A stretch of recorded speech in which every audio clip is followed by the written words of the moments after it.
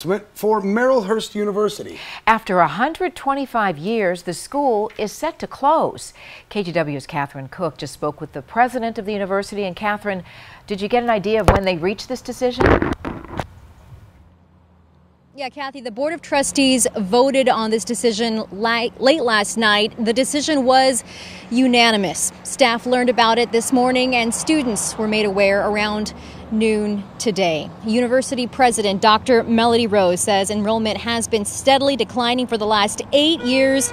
Right now, it's down to 743 students compared to about 1,400 just 4 years ago. The classes will continue through the summer term, and the school will close by the end of this year. The university will work with students on a transition plan, and teachers will get a severance package. And we've worked on a lot of strategies to improve our enrollment situation. But honestly, there's no way for news like this to not hurt. It's a sad day for our whole community, and my focus today is on taking care of our folks. When the school closes at the end of the year, the university property, including the buildings, will go to the Sisters of the Holy Names of Jesus and Mary, which originally donated the land to the university 125 years ago. They'll decide what to do with it next. Back to you.